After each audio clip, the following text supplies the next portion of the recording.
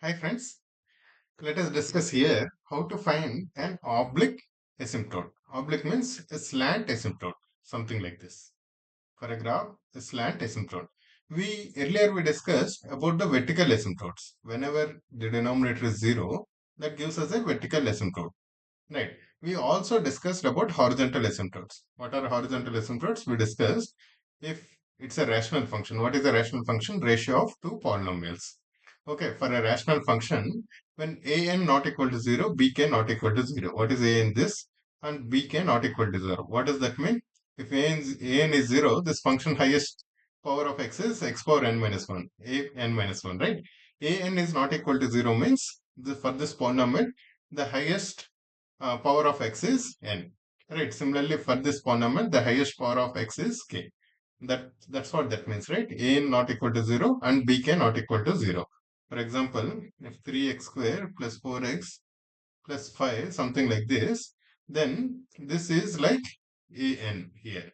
An x power n. And a not equal to 0 means that this 3 is not equal to 0. That means the highest power of x is n. Okay, in this case, the highest power of x is n when n is less than k. That means the numerator is smaller than denominator, right? Then, for example, 2x plus 4 by 3x square plus 4x plus 7, something like this.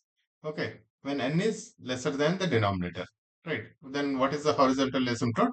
It is it is the line y equal to 0. That is the x-axis. When n equal to k, that means here 2x square plus 4 by 3x square plus 4x plus 7. We are not concerned about the remaining ones. We are concerned about only the highest ones. Here also highest is 2, here also highest is 2. Then the line an by bk, that means this by this, that is 2 by 3. This is again the straight line, right? Horizontal line. An by bk, that is the horizontal asymptote. Okay, what is horizontal asymptote? That means when we say limit x tends to infinity or x tends to minus infinity, what exactly is the value? That is 2 by 3, right? 2 by 3 for this case. When the highest powers are same in both numerator and denominator, right? When n is greater than k, for example, this is 2x cube, right? Then what will happen? There is no horizontal asymptote, obviously, because this graph has power 3, which is higher than this, so this will dominate, and this grows faster, and this will lead to infinity. Right. Then x tends to infinity or minus infinity depending on the coefficients. Right. So we discussed about the horizontal asymptotes. Now, earlier we discussed about vertical ones also. Now we are concerned about a oblique asymptote. When do we get oblique asymptote? When the power in the numerator, highest power in the denominator, is one higher than the one in the denominator. Right. See here, it is 2 versus 1. If similarly it was 3 versus 2, then also we'll get an oblique asymptote. Okay, let us see what we can do here and how we can find it out. Okay, let's try to do the polynomial division. We know the polynomial division. Earlier also we had done. Please visit that video also where we had done the polynomial division, how to do this. Okay, let's write this x square plus 0 into x minus 3. Okay, basically x square plus 0x minus 3. Okay, and we want to divide it with 2x minus 4. Okay, what will you do? First, we'll try to find out x square by 2x. What is that?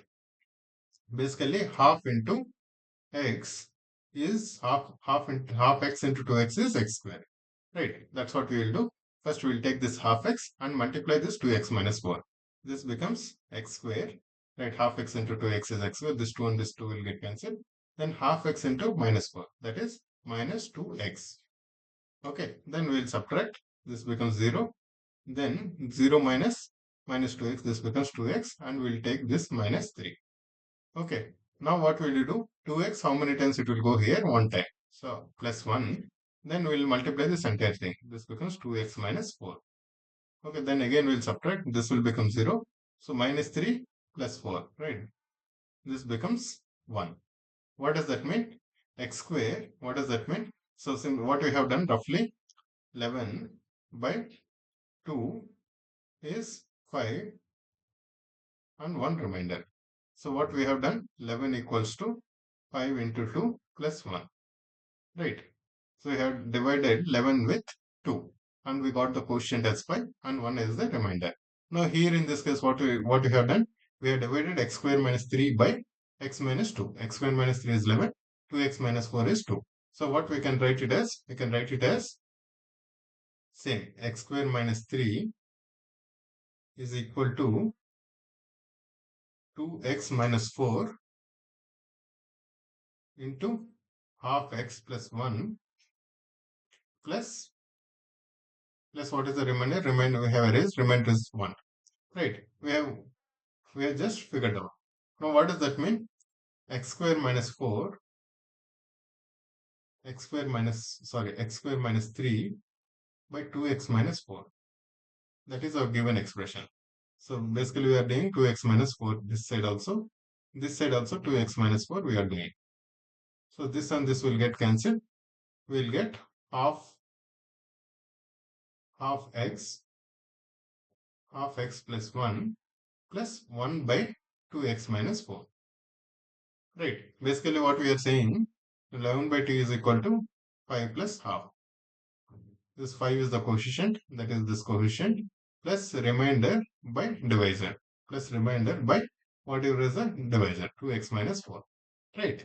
Now here, this is that x square minus 3, x square minus 3 by 2x minus 4, we can write it as half x plus 1 plus this we can write it as half x plus 1 plus 1 by 2x minus 4. Okay, here we have this thing and this thing. Okay, we have to notice two important things here. This is a linear expression. Okay, this is a linear line. Okay, and this is 1 by something. Right. Now, let's see when x is very, very big, x tends to infinity. What will happen? This becomes very small, 1 by 2x minus 4. Right. This almost becomes 1 by 2x minus 4, becomes 1 by infinity, this becomes 0. So, then only this part will come into play. This becomes 0 when x is tending to infinity. Half x plus 1 is the dominating term. Here there are two terms, t1 and t2. What is the dominating term when x is tending to infinity? This one. Half x plus 1. That is this line. Half x plus 1 is this pink line. When x tends to infinity, this curve try to, this curve is what? Half x plus, this is, when x is tending to infinity, then whatever this straight line plus something, plus a small 0 plus some epsilon kind of thing, because 2x will also be infinity. So that's why this blue curve is slightly above this pink one. Right, when x is tending to infinity, this becomes smaller and smaller and smaller and smaller, and the curve is getting closer and closer to this pink line. Similarly, when x tends to minus infinity, right, then this becomes small negative number, right? Because this is negative, 1 by minus infinity, this becomes a very small negative number. So this f of x will always be slightly lesser than this one, 1 by x plus 1. So that's why this curve is slightly below this pink one. When as x tends to minus infinity, this one will try to approach this pink one. That what is the pink one? The pink line is half x plus 1, that is this one, right? So this is what that is happening when x is approaching plus infinity or minus infinity. Very good. Then what will happen when x approaches 2? That is another important question. Right. When x is approaching 2, then this point is becoming 0. Right. So for example, x has become 2.1. Then 2 into 2.1, 4.2 minus 4, this is 0.2. 1 by 0.2, this is a big number. As x is approaching 2, x is approaching 2 from the right, then this becomes plus infinity, right? This becomes 1 by some small epsilon, right? And this becomes such huge number that then this becomes insignificant. This becomes 1 by 2 into 2 plus 1, which is equal to some 2, but this becomes a very, very huge number when x is approaching 2, right? When it is approaching 2 from the right side, this term is the dominating term. So what we are essentially saying, we are saying when x is 2, when x is approaching 2, then term 2 is dominating. When x is approaching infinity, term 1 is dominating.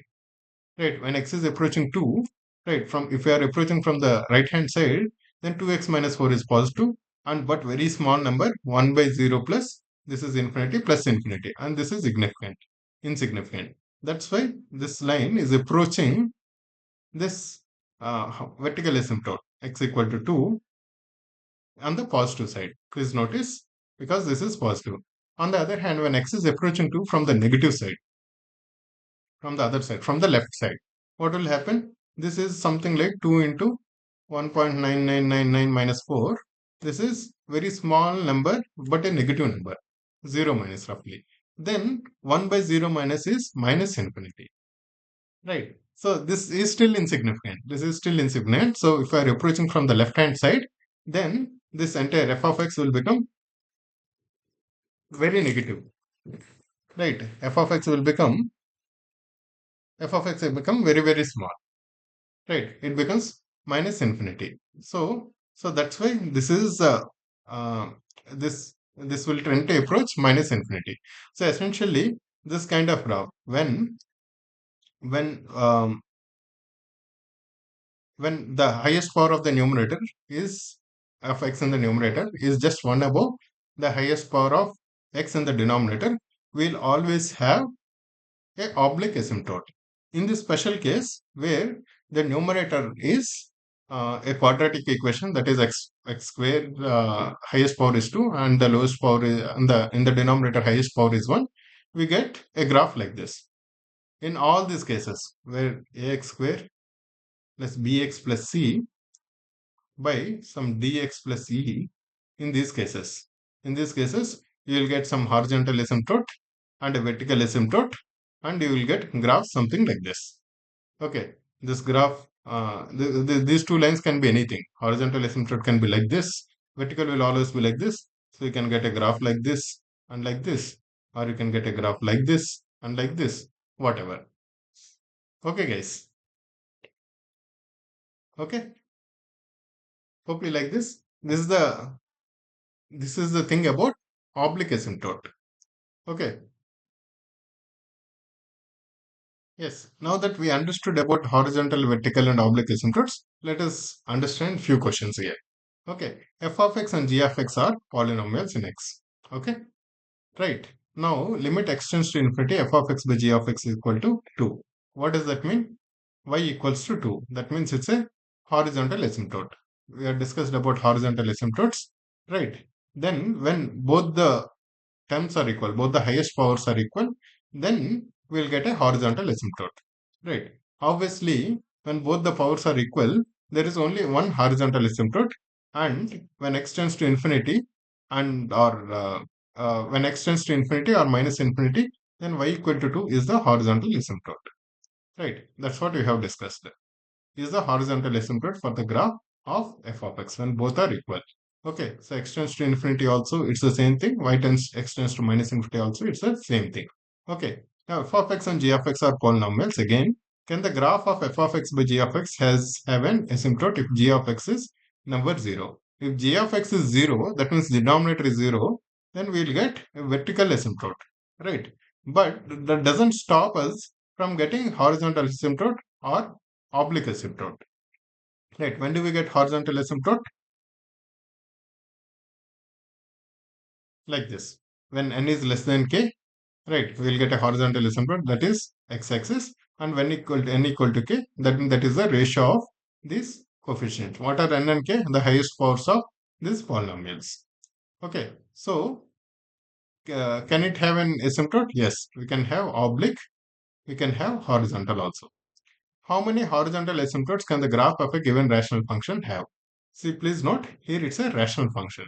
Rational function means it can have only one horizontal asymptote, right? The graph, whether it might be the x-axis or some other line, it will go something like this or whatever way. Okay, so rational function will have only one horizontal asymptote. When the highest power of numerator is lesser than denominator, then that is the x-axis. Otherwise, the ratio of the coefficients. Okay, you might get some doubt. Earlier, we had done some problem where we are getting two horizontal asymptotes like this, right, in this function. But see here, this is not a real rational function, right, because we have an absolute value of x here, right? There is an absolute value of x. This is actually combination of two rational functions. Right, guys? What is the rational function? Ratio of polynomials. Then it is the case. You might we might find other cases where we might have two different horizontal asymptotes, but here the case is about a rational function. Right? Rational function means ratio of polynomials. That is a special case. Right? In this special case, we are talking about this. Okay, please don't get confused. Thank you, guys.